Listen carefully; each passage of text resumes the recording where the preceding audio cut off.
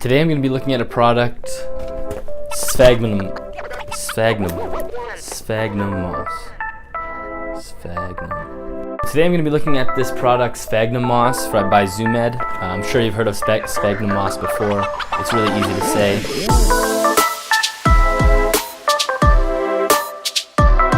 So there's a few main methods you can use to maintain humidity inside your animal's enclosure. So this is for Brazilian rainbow boa, so the humidity requirements are quite high compared to other animals or other snakes especially, but the basics are the same. So the very first thing is just size of your water dish. Obviously, the larger your water dish or the more surface area you have on your water dish, the more humidity you're going to have.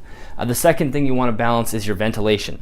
The more ventilation you have, the lower humidity you're going to have. So if you want to drop the humidity, or if you want to raise the humidity, you need to reduce the ventilation. Now this enclosure doesn't have very much ventilation because it was built with a Brazilian rainbow boa in mind. So I made it so it didn't have much ventilation.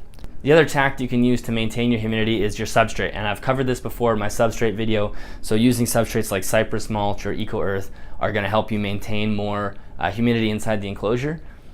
But really the substrate one eventually wears off. So if you have to deal with very, very dry air, if you're in an arid climate like the climate that I'm in, eventually your substrate is going to dry out, and the effect of the substrate out of the bag is only going to last maybe a month or two, and eventually it will dry out, and then you're going to be kind of stuck again. So another method you can use to help you with your humidity in your enclosure is using a mist bottle. So this is one of those methods that I hear a lot of people say you should never do. I see it on Facebook and forums. Don't mist, that you shouldn't be misting. And the reason that people say that is because they feel if you haven't set up your enclosure in a way that can maintain humidity on its own with just a water dish, you probably haven't done a good job setting up the enclosure. So to an extent, I understand what they're saying. In my opinion, most of those people who are saying that have probably never actually lived in a very, very dry climate. So in the wintertime, my humidity inside my apartment drops down below 10%, like 8% or 7%. When you go to turn on the light switch, you're going to get a shock. You'll see a spark fly from the light switch into your fingertip every time you go turn on a light, just because there's so much, the air is so dry, there's so much static electricity in the air. So if you haven't experienced that, you've probably never actually been in a dry climate.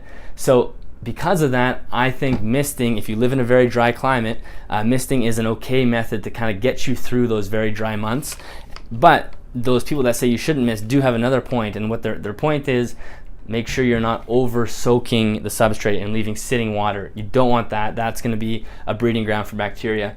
But so when I mist is I just lightly mist the substrate, mix it in to make sure the substrate just has a bit of a moist or damp texture to it, not wet, not soggy or sopping wet or anything like that.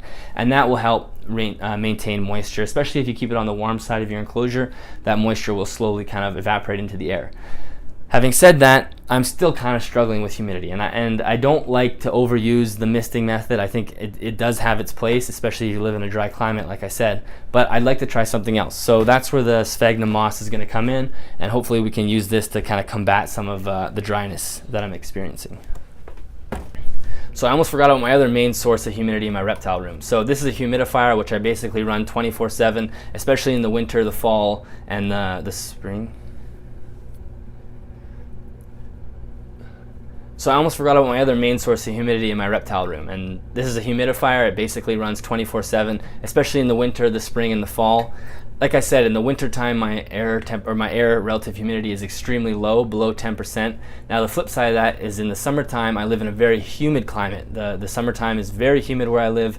Luckily, the air conditioning that I have running in the other room does pull some moisture out of the air, so I sort of have the opposite problem in the summer. In the summertime, my relative humidity is about 60% inside the apartment, so this thing is not required, so I just turn this off completely because it would be way too humid. But the other months of the year, I'm well below 30% in the fall and the spring as well, so this guy's going to be running the whole time. I think you can kind of see where the humidity's at in there right now. It's at 80%, which really is okay for a Brazilian rainbow boa. That's kind of where you want it, especially for an adult. Anything above 80 is okay. But what I'm not happy about is it kind of fluctuating. So when I add moisture to the enclosure by misting, I get a good humidity for maybe 3 or 4 days, and then it sort of drops down.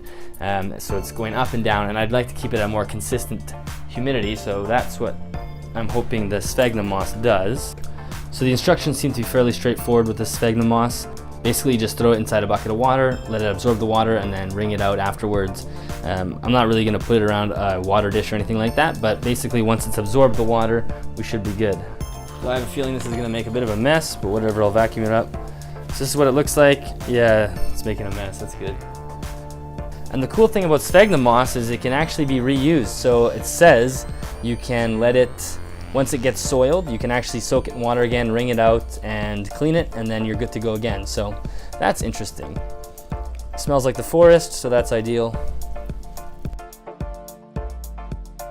So I have a feeling this is actually going to work pretty well. This is obviously very moist. It's sucked up a lot of the water.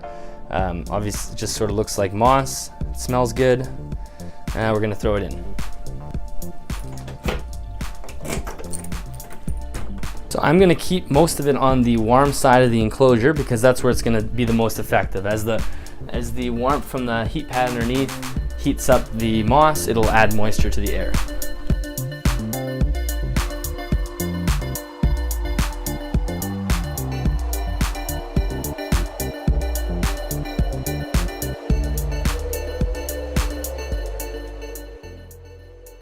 And the other good thing is that using the Eco Earth and the cypress mulch, I can be very confident that this damp moss over top is not going to actually make the substrate underneath mold.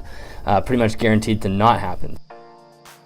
Okay, so this is the hydrometer immediately after adding the sphagnum moss. So obviously the humidity has spiked up to 99%, but it'll drop down over the next few days.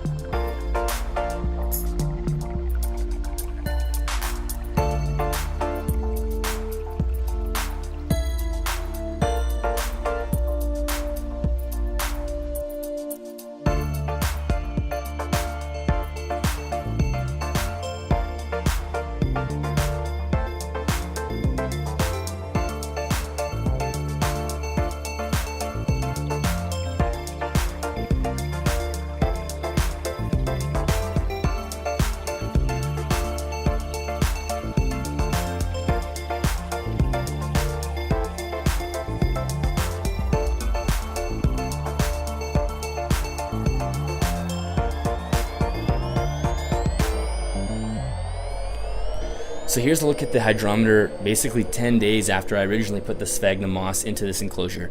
I did just have the door open, so it lost about 2 or 3%. Before I had the door opened, it was about 96%.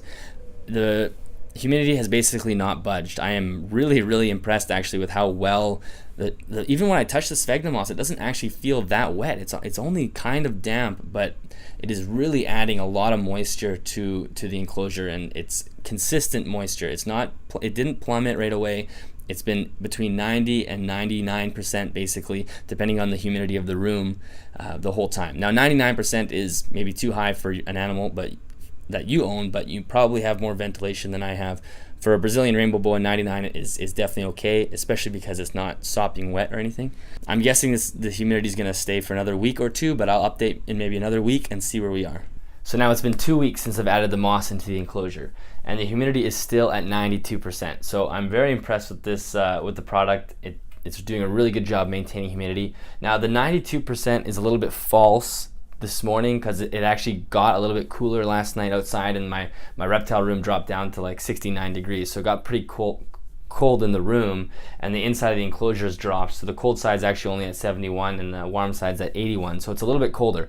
So when the air is colder inside the enclosure, it's going to read a higher humidity level because it's reading the relative humidity. So because it's cooler air, the cooler air holds less moisture, which means the relative humidity is going to be higher. So it says 92, but I know last night before the temperature dipped, it was down into the mid 80s. So I think it was 85 before I went to bed last night, which is still great. I mean, that means that I got a good 2 weeks out of it, and really, I wouldn't have to moisten the moss for another probably a week and a half or 2 weeks. As long as the humidity for this guy's above 80%, I'm happy. Although I do see that she is going into shed right now, and knowing that the 92% is a little bit false because of the cooler air, I'm going to re-moisten the moss, so when she sheds in the next maybe probably 3 or 4 days, it's a little bit more humid in there for her. So basically all I'm going to do is I'm going to pull the moss out. So the other great thing about this is there's no mold, there's no mildew building up. The actual moss itself really is hardly damp to the touch. It is a little bit damp, but it holds moisture so well that it doesn't have to be sopping wet to do a really good job. So as I said, this is a great product and I'll definitely be using it. So if you need humidity and you have an amphibian or Brazilian rainbow boa, or you, like myself, struggle with humidity in the winter, I would definitely recommend this. So all I'm going to do is, now that I have the moss inside this pail, I'm just going to go fill this pail up with a little bit of water, do the same thing, wring out the water like I did at the beginning of the video, place it back in, and we'll be good to go.